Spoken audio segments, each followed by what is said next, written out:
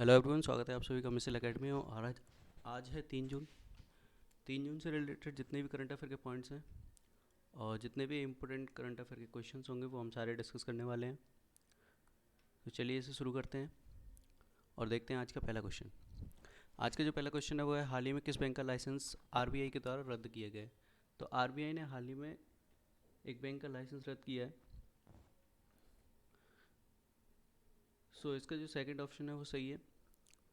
हाल ही में आरबीआई ने शिवाजी राव भोंसले सहकारी बैंक का लाइसेंस जो है वो रद्द कर दिया है। इसका कारण ये है कि 31 मई को इनका जो कारोबार बंद हो गया था, जिसके कारण ये सारी बैंकिंग सुविधाएं जो दे रहे थे वो भी बंद हो गई थी। और जिस कारण से ये 1949 जो बैंकिंग अधिनियम एक्ट है उसका पालन नहीं कर पा रहे थे, जिसके कारण इसका लाइसेंस आरबीआई ने रद्द कर दिया। आरबीआई ने अपनी जांच में बताया था कि ये जमाकर्ताओं के सारे भुगतान करने में असमर्थ थे। और इस कार्रवाई के कारण इस कार्रवाई के शुरू होने के साथ ही जमाकर्ताओं को जमा बीमा और क्रेडिट गारंटी अधिनियम 1961 के अनुसार बैंक के जमाकर्ताओं को भुगतान तेजी से किए जाने की संभावना बढ़ गई। हाल ही में और उन्होंने यह भी बताया कि 98% जो जमाकर्ता हैं उनकी पूंजी जो है वो डीआईसीजीसी के द्वारा दी जाएगी। डीआईसीजीसी इसके द्वारा दी जाएगी। सो आरबीआई का फुल फॉर्म है रिजर्व बैंक ऑफ इंडिया, जो कि भारत का एक सेंट्रल बैंक है। रिजर्व बैंक ऑफ इंडिया, इसकी जो स्थापना की गई थी वो 1 अप्रैल 1935 को की गई थी। इसका जो हेडक्वार्टर या मुख्यालय है वो है आपका मुंबई में। और इसके जो अभी गवर्नर हैं इसके शक्तिकांत दास।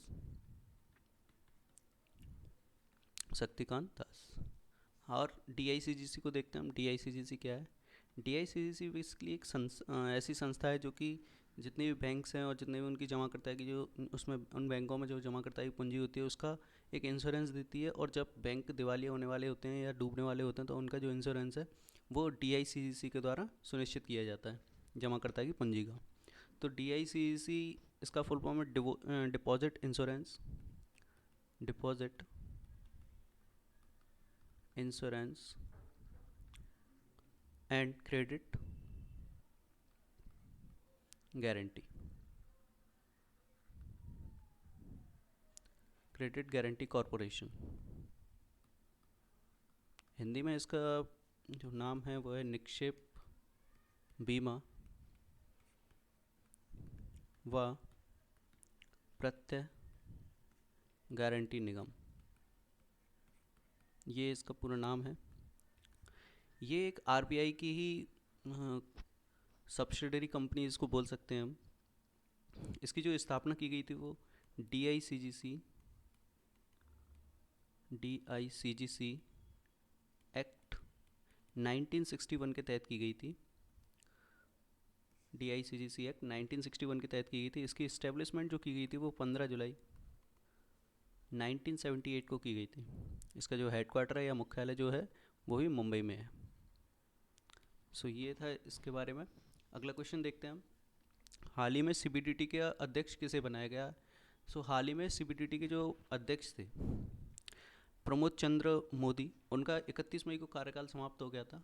प्रमोद चंद्र मोदी इनका जो कार्यकाल था वो 31 मई को समाप्त हो गया था।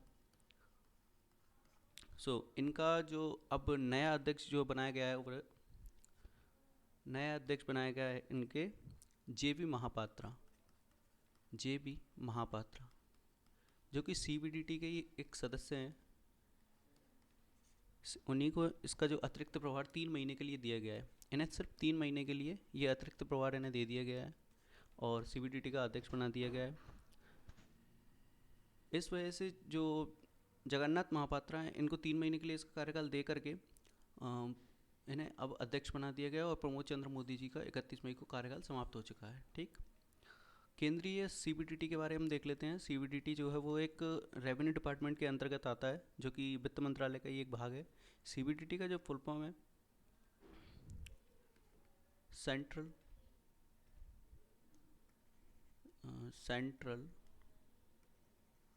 Board of direct taxes. इसकी जो इस्टेब्लिशमेंट की गई थी, स्थापना जो की गई थी इसकी, वो 1924 में की गई थी और इसका जो हेडक्वार्टर या मुख्यालय है वो है नई दिल्ली में। चलिए अगला क्वेश्चन देखते हैं। अगला क्वेश्चन है कि हाल ही में सीआईआई के अध्यक्ष किसे बनाया गया। तो हाल ही में सीआईआई के अध्यक्ष बनाया गया है, इसके जो पहले अध्यक्ष थे वो उदय कोटक थे। उदय कोटक थे, जो कि अब इनको बदल कर टीवी नरेंद्रन, जो कि टाटा स्टील के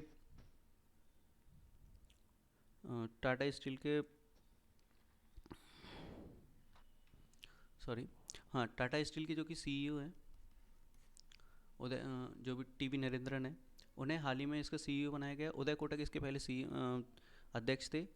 सो इन्हें अब बदल दिया गया और टीवी नरेंद्रन को जो कि टाटा स्टील के सीईओ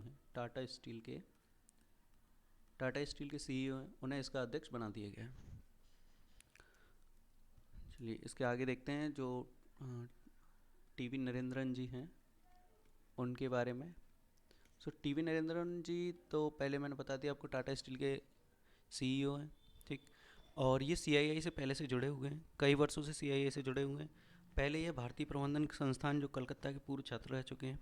2016-17 के दौरान सीआईआई के पूर्व क्षेत्र के जो अध्यक्ष थे वो इन्हें बनाया गया था। पूर्वी क्षेत्र में जो अध्यक्ष थे, सीआईआई झारखंड के अध्यक्ष रह चुके हैं। नेतृत्व और मानव संसाधन पर उद्योग निकाय की राष्ट्रीय समितियों का नेतृत्व भी कर चुके हैं। सीआईआई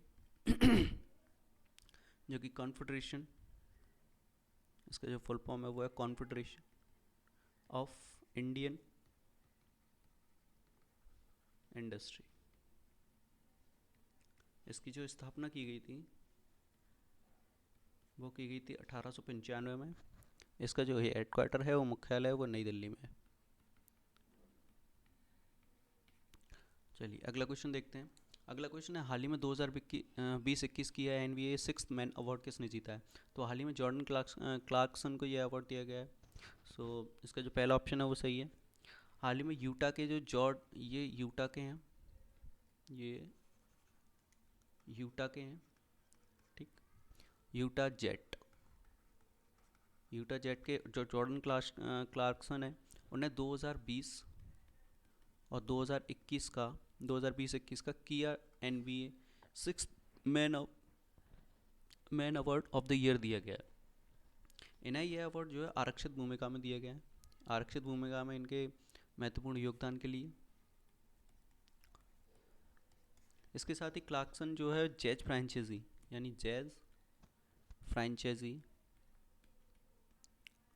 फ्रैंचाइजी में यह अवार्ड पाने वाले पहले खिलाड़ी बन गए हैं। और बस इससे रिलेटेड इतना ही बनता है, क्योंकि जैज फ्रांसीसी में ये पहले खिलाड़ी हैं जिन्होंने ये अवार्ड जीता है, और ये यूटा जेट के जो है खिलाड़ी हैं, इन्होंने 2020-21 का आरक्षित भूमिका में यह अवार्ड जीता है। चलिए अगला क्वेश्चन देखते हैं। हाल ही में मेड लाइफ ऑनलाइन फार्मेसी का अधिग्रहण किसके द्वारा किया गया। तो हाल ही में फार्माइजी ने जो मेड लाइफ ऑनलाइन फार्मेसी है उसका अधिग्रहण किया है, इसका जो अधिग्रहण करने का कारण है, ये फार्माइजी जो है मेड लाइफ आपस में कॉम्पिटिटर है। तो अगर ये इसका अधिग्रहण कर लेती है तो कर लिया है बेसिकली, जिसके कारण फार्माइजी अब भारत की सबसे बड़ी ऑनलाइन जो फार्मेसी है उसकी ओर अग्रसर है। सो हाल ही में इसने इसका अधिग्रहण कर लिया है, और यह सौदा पूरा किया गया था वो घरेलू ऑनलाइन फार्मेसी क्षेत्र में मतलब अगर फार्मेसी इस सौदे को पूरा कर देती है तो फार्माइजी जो है अब एक सबसे बड़ी कंपनी बनने की ओर अग्रसर हो जाएगी ऑनलाइन फार्मेसी में, ठीक। और फार्माइजी देखते हैं। फार्माइजी की जो स्थापना की गई थी वो 2014 में की गई थी। इसका जो हेडक्वार्टर है या मुख्यालय है वो है मुंबई में। और इसके जो अभी फाउंडर हैं, ये कई लोगों ने साथ में खुली थी, तो इसके कुछ फाउंडर हैं धार्मिल सेठ। इसके साथ ही इसके जो दूसरे साथ में इसके फाउंडर हैं वो है मिखिल इनानी, और थर्ड हैं धवल शाह सॉरी। तो ये इसके फाउंडर हैं। चलिए अगला क्वेश्चन देखते हैं। सौर आधारित विद्युतीकरण कार्यक्रम किस राज्य के द्वारा शुरू किया गया। तो सौर आधारित विद्युतीय कार्यक्रम हाल ही में गोवा राज्य के द्वारा शुरू किया गया था। ये बेसिकली ग्रामीण इलाकों के लिए है। ऐसे ग्रामीण इलाके जहाँ पर अभी तक जो है ग्रिड कनेक्शन नहीं है और इलेक्ट्रिसिटी नहीं पहुँच पाई है, तो उन इलाकों के लिए ये योजना चलाई गई है। इसमें ऐसे इलाके जहाँ पर ग्रिड लगाना संभव ही नहीं है, जहाँ पर ग्रिड कनेक्शन दे ही नहीं सकते, जहाँ पर ग्रिड कनेक्शन नहीं लग सकते, ग्रिड नहीं है, वहाँ पर इसमें सौर ऊर्जा का प्रयोग करके उन्हें इलेक्ट्रिसिटी दी जाएगी। सो हाल ही में गोवा ने अपने ग्रामीण परिवारों के लिए इस योजना को शुरू किया।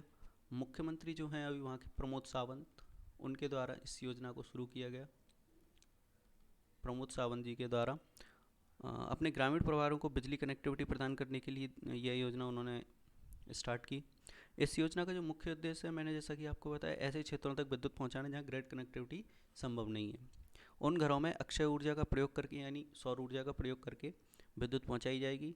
इसके लिए जो गोवा का एनर्जी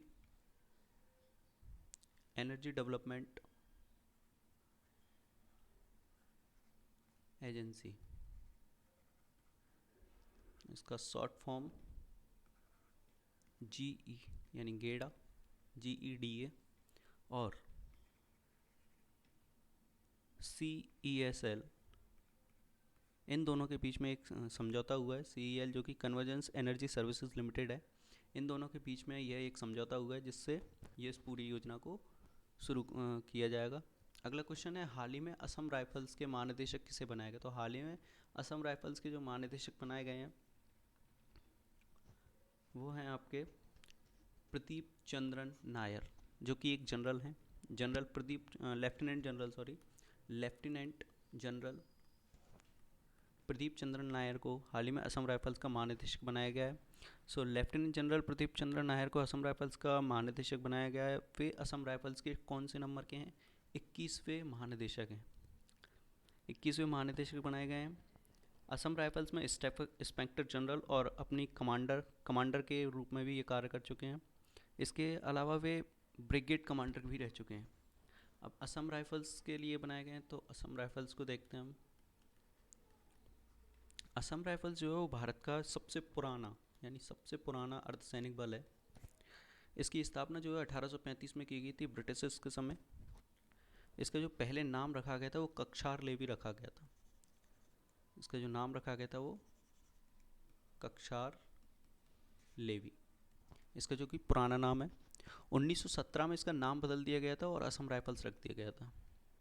असम राइफल्स 1917 में इसका नाम बदल दिया गया था, असम राइफल्स रख दिया गया। इसका जो मोटो है या आदर्श वाक्य जिसको बोल सकते हैं हम, आदर्श वाक्य बेसिकली बोलते हैं, तो आदर्श इसका वाक्य जो है, आदर्श वाक्य वो है उत्तर पूरब के प्रहरी। उत्तर पूरब के प्रहरी। यह एक केंद्रीय गृह मंत्रालय के अधीन रहता है हमेशा। ठीक, केंद्रीय गृह मंत्रालय जो है उसके अधीन कार्य करता है। और इसकी जो पेरेंट एजेंसी है, यानी इसकी जो पेरेंट एजेंसी है वो है इंडियन आर्मी, यानी भारतीय सेना। ठीक, और जो हमारा असम राइफल्स है, असम राइफल्स का जो हेडक्वार्टर है वो है आपका शिलोंग में। ठीक, चलिए इसके आगे देखते हैं अगला क्वेश्चन। राष्ट्रीय मानव अधिकार आयोग के अध्यक्ष किसे बनाया गया है? तो हाल ही में राष्ट्रीय मानव अधिकार के आयोग के जो अध्यक्ष हैं वो अरुण कुमार मिश्रा को बनाया गया है। और अरुण कुमार मिश्रा जो हैं एक जस्टिस हैं, न्यायाधीश हैं, जो जिन्हें राष्ट्रीय मानव अधिकार आयोग का अध्यक्ष जो है नियुक्त किया है। ये सेवानिवृत्त अभी हैं, ये रिटायर्ड हो चुके हैं, सेवानिवृत्त हैं। ठीक, सेवानिवृत्त जज। हाल ही में जो अरुण कुमार मिश्रा जी हैं वो सुप्रीम कोर्ट के भी जज रह चुके हैं। ठीक, सुप्रीम कोर्ट के जज रह चुके हैं, ये सुप्रीम कोर्ट जज हैं, लेकिन ये रिटायर्ड हैं अभी। ठीक, इसके साथ ही वे पहले कलकत्ता उच्च न्यायालय के भी रह चुके हैं। ठीक है, और राजस्थान उच्च न्यायालय के भी मुख्य न्यायाधीश रह चुके हैं, और मध्य प्रदेश के जो उच्च न्यायालय है उसके भी न्यायाधीश रह चुके हैं। जस्टिस अरुण कुमार मिश्रा जी को देखते हैं, इनके बारे में थोड़ा सा जान लेते हैं। इनका जो जन्म हुआ था वो हुआ था आपका 3 सितंबर 1955 को। पिताजी इनके हैं हरगोविंद मिश्रा, जो कि मध्य प्रदेश के जज रह चुके हैं। ठीक, न्यायालय जो मध्य प्रदेश का न्यायालय उसके न्यायाधीश रह चुके हैं। अरुण कुमार मिश्रा ने अपने करियर की शुरुआत जो है ग्वालियर में कार्य करते हुए की। ये ग्वालियर से इन्होंने अपने करियर की शुरुआत की, जो कि मध्य प्रदेश का एक जिला है। 25 अक्टूबर 1999 उन्होंने मध्य प्रदेश के उच्च न्यायालय में अतिरिक्त न्यायाधीश के रूप में नियुक्त किया था। कब? 25 अक्टूबर 1999 को। ठीक, मध्य प्रदेश के उच्च न्यायालय में उन्होंने अतिरिक्त न्यायाधीश के रूप में नियुक्त किया। बाद में 24 अक्टूबर 2001 को उन्होंने स्थायी न्यायाधीश बन गए थे। यहाँ पर जो है वो अतिरिक्त न्यायाधीश थे, और यहाँ पर जब 24 अक्टूबर 2001 को वो स्थायी न्यायाधीश हो गए थे। ठीक है, 1 नवंबर 2010 को उन्होंने राजस्थान उच्च न्यायालय को जो है ज्वाइन कर लिया था कार्यकारी मुख्य न्यायाधीश के रूप में, और 14 दिसंबर 2012 को वो कलकत्ता उच्च न्यायालय के मुख्य न्यायाधीश बन गए थे। उसके बाद वो भारत के उच्च न्यायालय के जो है न्यायाधीश बने। और इसके साथ ही अब हम जो है राष्ट्रीय मानवाधिकार आयोग को देख लेते हैं। इसकी जो स्थापना की गई थी या गठन इसका किया गया था वो 12 अक्टूबर 1993 यानी 1993 को किया गया था। मानव अधिकारों की सुरक्षा व संवर्धन के लिए यह काम करता है, और इसका जो मुख्यालय है वो है न्यू दिल्ली में। ठीक, और हाल ही में इसके अध्यक्ष तो बनाया गया अरुण मिश्रा जी को। इसका जो आदर्श वाक्य है वो है सर्वे भवन्तु सुखिनः। चलिए इसके बाद अगला क्वेश्चन देखते हैं। अगला क्वेश्चन है, हाल ही में WHO ने वैश्विक उपयोग के लिए किस देश की वैक्सीन सिनोवैक को मंजूरी दे दी है? हाल ही में चीन ने अपनी एक वैक्सीन जो है बनाई है कोविड-19 के लिए, सिनोवैक, जिसका नाम रखा गया है। WHO ने इसको मंजूरी दे दी है, और WHO ने 18+ वालों के जितने भी लोग हैं उनको ये वैक्सीन देने के लिए, इस्तेमाल के लिए जो है परमिशन दी हुई है। इसकी 2 खुराक दी जाएंगी, 2 डोजेज इसके दिए जाएंगे। ठीक, और इसके जो शॉट्स होंगे या डोजेज जो दिए जाएंगे, इनके बीच में जो है 2 से 4 हफ्ते का डिफरेंस रहेगा। ठीक है, ये जो है चाइना की जो कंपनी है सिनोफार्म ग्रुप कंपनी है, जिसके द्वारा इसको मई 2021 में आपातकालीन उपयोग के लिए WHO के पास मंजूरी के लिए भेजा था, और मंजूरी मिल गई थी इनको। और इसको कोवैक्स कार्यक्रम के लिए अतिरिक्त टीकाकरण विकल्प दिए जाएंगे, ताकि यह सुनिश्चित किया जा सके कि हर देश में टीकों की पहुंच हो रही है। WHO द्वारा आपातकालीन उपयोग के लिए स्वीकृत अन्य टीके फाइज़र हैं। WHO ने हाल ही में कई सारे टीकों को परमिशन दी हुई थी, जिसमें फाइज़र था। ठीक, बायोएनटेक था, इसमें बायोएनटेक, इसमें जॉनसन एंड जॉनसन था, जॉनसन एंड जॉनसन, एस्ट्रोजेनेका था इसमें, एस्ट्रोजेनेका, और इसमें मॉडर्ना थी। इन सब के टीकों को WHO ने परमिशन दी हुई थी। अब इसमें कुछ समस्याएं भी हैं, जैसे यह जो टीका चीन का बना हुआ है सिनोवैक, इसमें समस्या ये है कि इसका जो डाटा है वो अभी अधूरा है, और चीन ने जो कोरोना वैक इसको कहा गया है, इस शॉट को कोरोना वैक जो है चीन के द्वारा नाम दिया गया है, कोरोना वैक। इसकी जो रिपोर्ट है वो अभी साफ नहीं है, और इसकी जो इफ़ेक्ट करने की जो रेट है वो 50.7% इसको बताया जा रहा है। अभी इसकी रिपोर्ट नहीं है, तो इसके लिए थोड़े से असमंजस की स्थिति बनी हुई है। लेकिन कोरोना वैक के बारे में हम देख लेते हैं। कोरोना वैक को जो है सिनोवैक या कोरोना वैक, एक ही दवाई के नाम है, कोरोना वैक या सिनोवैक, जो कि कोविड-19 के लिए बनाई गई एक वैक्सीन है चाइना के द्वारा। इसे चीनी कंपनी जो है सिनोवैक के द्वारा बनाया गया, सिनोवैक बायोटेक के द्वारा इस दवाई को बनाया गया है। इस टीके के लिए जो है तीसरे चरण के लिए जो है इसकी जांच चल रही है, जो कि हाल ही में बताया जा रहा है कि तीसरी लहर कोविड-19 की आ सकती है, तो उसके लिए इसका जो है परीक्षण चल रहा है। और परीक्षण के लिए इसको चिली, ब्राज़ील, इंडोनेशिया और फिलीपींस, तुर्की, इन देशों में इसको टेस्टिंग के लिए भेजा गया है। सो ये इसकी रिपोर्ट के आधार पर इसको आगे देखा जाएगा कि WHO इस पर क्या पर में डिसीजन लेता है। तो चलिए इसका अब अगला क्वेश्चन देखते हैं। अगला क्वेश्चन है किस राज्य के 7 विश्वविद्यालयों को सेंटर ऑफ एक्सीलेंस का दर्जा दिया गया है। तो हाल ही में गुजरात के 7 विश्वविद्यालयों को सेंटर ऑफ एक्सीलेंस का दर्जा दिया गया है। सो इसका जो थर्ड ऑप्शन है वो सही है, गुजरात। गुजरात के 7 विश्वविद्यालय जिन्हें सेंटर ऑफ एक्सीलेंस का दर्जा दिया गया है, और ये सभी जो है वो एक निजी निजी विश्वविद्यालय हैं जिन्हें COE का दर्जा प्राप्त किया गया है। सो मुख्यमंत्री विजय रूपाणी है, इसके द्वारा सैद्धांतिक रूप से मंजूरी दी गई विश्वविद्यालय अनुदान आयोग, जो कि यूनिवर्सिटी ग्रांट कमीशन है, उच्च शिक्षा संस्थानों को अकादमी के साथ शोध यानी रिसर्च के लिए और कार्य के विशिष्ट क्षेत्रों में उत्कृष्टता प्राप्त करने के लिए प्रोत्साहित करता है। सेंट्रल ऑफ एक्सीलेंस यानी COE राज्य सरकार द्वारा अधिसूचित रणनीतिक या सुरक्षा से संबंधित महत्व का संसाधन हो सकता है। इंस्टीट्यूशन ऑफ एमिनेंस जो है COE टैग इसको दिया गया है। इसमें जो यूनिवर्सिटी शामिल की गई हैं वो हैं CEPT यूनिवर्सिटी, सेकंड जो है वो है Nirma university,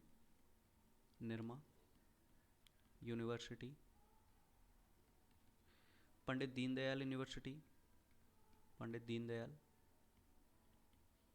Deendayal energy university है ये, ठीक। अगली जो यूनिवर्सिटी है वो अहमदाबाद यूनिवर्सिटी है, अहमदाबाद की एक यूनिवर्सिटी है, इसको भी इसमें शामिल किया गया है। एक धीरूभाई अम्बानी यूनिवर्सिटी है, Dhirubhai Ambani institute of information and technology, communication technology. एक मारवाड़ी यूनिवर्सिटी है, इसको भी इसमें शामिल किया गया है। टोटल 7 यूनिवर्सिटी हैं, तो मारवाड़ी यूनिवर्सिटी को भी इसमें शामिल किया गया। और चारोतार यूनिवर्सिटी, तो ये 7 यूनिवर्सिटी हैं जिन्हें इसमें जो है शामिल किया गया है और सेंटर ऑफ एक्सीलेंस का दर्जा प्राप्त है। सेंटर ऑफ एक्सीलेंस की जो है क्यों दिया जाता है, किन इंस्टीट्यूट्स को इसके लिए दिया जाता है, तो गुणवत्तापूर्ण यानी गुड एजुकेशन, ठीक, गुणवत्तापूर्ण एजुकेशन के लिए, अंतर्राष्ट्रीय स्पर्श देने में मदद करने के लिए यानी इंटरनेशनल पर जो है इनको मदद करने के लिए, टैग अनुसंधान नवाचार को भी इसमें बढ़ावा दिया जाएगा, स्टार्टअप बनाने की संस्कृति स्थापित इसमें की जाएगी। विश्वविद्यालय अनुदान आयोग जो है इसको हम देख लेते हैं, UGC, जिसको 1956 में स्थापित किया गया था। यह उच्च शिक्षा के जितने भी कार्य हैं वो उन सारे कार्यों को देखता है, भारत के अंदर जितनी भी यूनिवर्सिटीज़ हैं उनको देखता है, उनके कार्य को देखता है, और जो भी परमिशन का काम जो है वो सब UGC के द्वारा किया जाता है। भारत में विश्वविद्यालय को यह मान्यता देने का काम करता है, जैसा कि मैंने आपको बताया, मान्यता प्राप्त विश्वविद्यालय और कॉलेज के लिए धन, जो भी मनी डिस्ट्रीब्यूशन और जैसे जितने भी पैसे की ज़रूरत पड़ती है वो इसको दिया जाता है। इसके जो 6 UGC के 6 क्षेत्रीय कार्यालय हैं। अब ये कहाँ कहाँ ये मैं आपको बता देता हूँ। इसका एक कार्यालय भोपाल में है, दूसरा जो कार्यालय है वो पुणे में, तीसरा जो कार्यालय है इसका कोलकाता में है, और चौथा जो इसका कार्यालय है वो है गुवाहाटी। अगला कार्यालय जो नेक्स्ट है वो हैदराबाद में है, अगला जो है वो बेंगलोर में है। इसके 6 जो है क्षेत्रीय कार्यालय हैं, ठीक, ये भोपाल, पुणे, कोलकाता, गुवाहाटी, हैदराबाद और बेंगलोर, इसके 6 क्षेत्रीय कार्यालय हैं। इसका जो हेडक्वार्टर है UGC का वो न्यू दिल्ली में है, हेडक्वार्टर है इसका न्यू दिल्ली में। तो दोस्तों 3 जून से रिलेटेड जितने भी करंट अफेयर के पॉइंट्स हैं वो हमने सारे डिस्कस कर लिए, और इसकी जो PDF है वो आपको टेलीग्राम चैनल पर मिल जाएगी, जिसकी लिंक आपको डिस्क्रिप्शन में मिल जाएगी। तो आप हमारा टेलीग्राम चैनल ज्वाइन कर लें, जिससे सारे PDF आपको मिलते रहेंगे, और चैनल को सब्सक्राइब कर लें आगे आने वाली सारी वीडियो के, जिससे आपको अपडेट्स मिलते रहेंगे, सारी जानकारी आपको मिलती रहेगी, ठीक। चैनल को सब्सक्राइब कर लें और अपने दोस्तों के साथ भी शेयर करें, जो भी सारे जितने भी आपके दोस्त हैं वो कॉम्पिटिटिव एग्ज़ाम्स की तैयारी कर रहे हैं, तो करंट अफेयर के लिए आप इसको शेयर कर सकते हैं। और भी सारे सेक्शन जो हम स्टार्ट करेंगे धीरे धीरे। सब्सक्राइब करें और जो बेल आइकन है उसको ऑल पर ज़रूर क्लिक करें, जिससे सारे नोटिफिकेशन आपको मिलते रहेंगे। फेसबुक पेज ज्वाइन कर लें, उस पर हम सारे अपडेट्स जो है डालते रहते हैं। तो दोस्तों शेयर करें अपने दोस्तों के साथ, अगर वीडियो पसंद आया हो तो लाइक करें और शेयर करें अपने दोस्तों के साथ। अब तक के लिए इतना ही। आ, आगे आने वाले जो भी करंट अफेयर्स के होंगे वीडियोस वो हम आगे देखेंगे। तब तक के लिए इतना ही। धन्यवाद।